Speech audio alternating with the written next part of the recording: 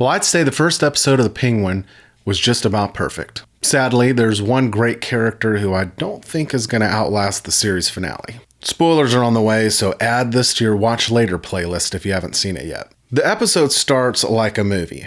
The Batman movie, to be precise. The soundtrack, the cinematography, everything feels like a continuation of the movie.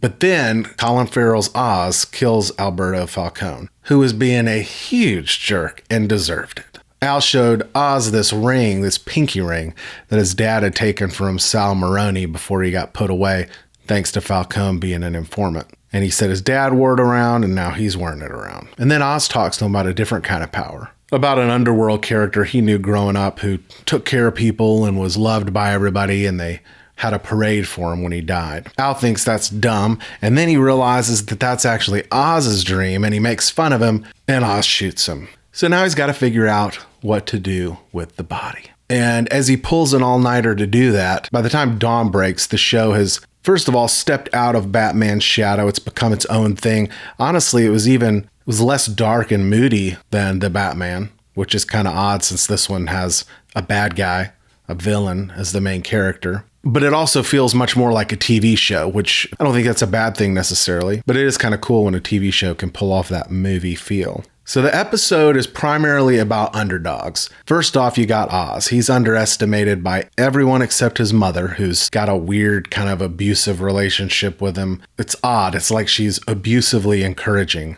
At first, she's accusing him of being a wimp, but then she's saying that he didn't kill Al by accident. It was instinctual, and he's her strong boy, and he's got to take over the city, which is kind of a surprise because you're kind of thinking she doesn't realize he's a criminal. So he's underestimated and he's insecure. And when Al makes fun of him, his insecurity and his temper gets the better of him, and he shoots Al. And nobody is sad about it. So he goes to put the body in his trunk, and then there's these kids trying to steal the hubcaps off his purple, or as he calls it, plum car. So he's shooting at them. They're running away. He shoots his car. He grabs Victor, this guy who can barely breathe as a stutter is keeping him from begging for his life. So Oz lets him live long enough to help him bury the body.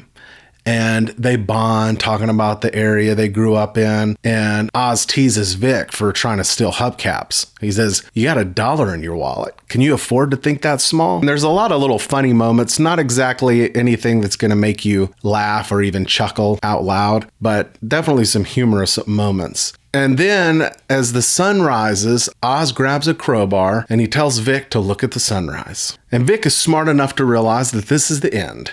And he tells Oz to stop. And he actually starts to have a bit of a backbone.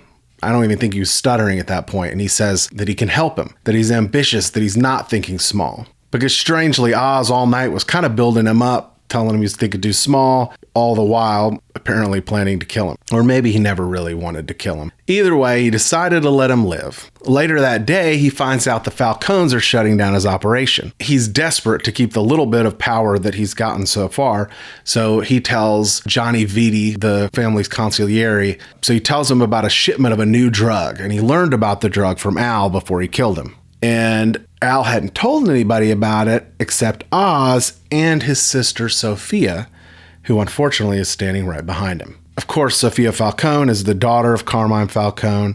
She's fresh out of Arkham, and she's an underdog too. She isn't taken seriously by anyone in her family except her brother Al, who of course is now dead. But that's why he told her about the shipment. She knows about this shipment, and she's wondering how Oz knows about it, and now she's suspicious.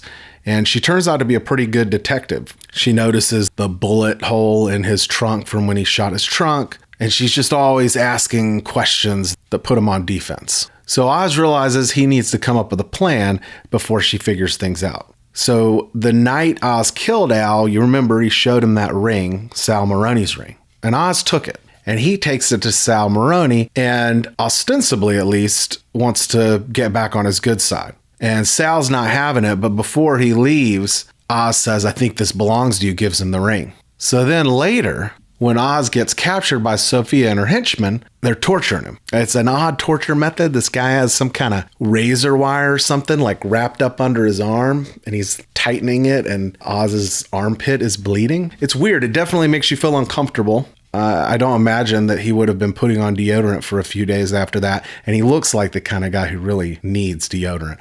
But at that point, he's not worried about that. He thinks he's going to die. Or maybe he doesn't, because he had a plan, which I'll talk about in a second. So it turns out Sophia and her band of not so merry men found one of the kids who was trying to steal Oz's hubcaps. And they roughed him up, and he told them about the distinctive purple car that Oz told Sophia was plum, not purple. And that led Sophia back to Oz. And Oz denies it. He says, "You're going to believe me over this kid?" So she just turns over to the kid, shoots him. And she says, "You're so good at talking your way out of things, even at the cost of someone's life." And I think that's some unfortunate foreshadowing for our friend Victor.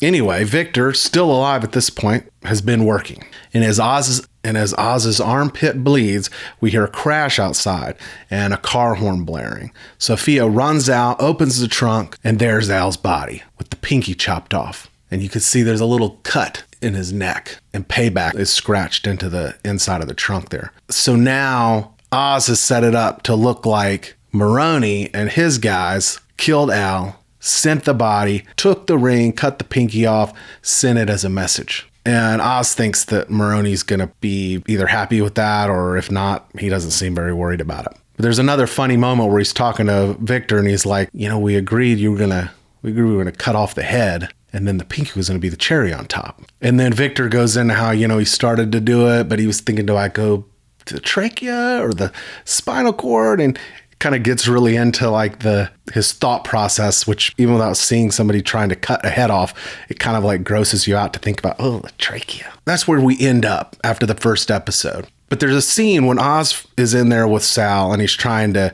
see if he can get back on Sal's good side, see if they can work together. Sal says he don't work with people whose loyalty is for sale. And that describes Oz perfectly. He's betrayed every character with any kind of real screen time in the episode, except for Vic so far, and his mother, as far as we know. And on the companion podcast, Matt Reeves, I think, or maybe Dylan Clark, one of them was talking about how Oz has his charms, but by the end of the series, any sympathetic feelings we have for him will turn into revulsion. And that's why I just don't see any way Victor isn't dead by the time the credits roll on episode 8. Maybe Oz will try that sunset trick again, or maybe he talks his way out of something else, but at the cost of Vic's life this time. Either way, the show's set up a lot of great conflicts. We've got Oz versus the Maronis. We've got Oz versus the Falcones. We've got Oz versus Sophia specifically. We've got the Maronis and the Falcones. And then at the same time, they're building this really nice relationship between Victor and Oz, which will be fun to watch until we reach the end of the line for Vic, which I think we will, because if the idea is for us to think this guy's a bad guy, which I think it is, I don't think that the plan is to have Penguin be some anti-hero. There's no better way to do it than to have him do all these great things with this kid that kind of make us think, wow, he's a nice guy. He's taking this guy under his wing. They're relating. They're eating slushies together. He shows the kid how to make a suicide, says mix all the flavors together, and it's better that way. So yeah, when we finally see him betray Victor or just straight up kill him, that's going to hurt. I'm not looking forward to it. So if you've seen the show, what'd you think? If not, go watch it. Maybe watch the Batman first. I wish I had. It would have been nice to kind of, flow right into it. All right. Well, thanks for watching. See you next time.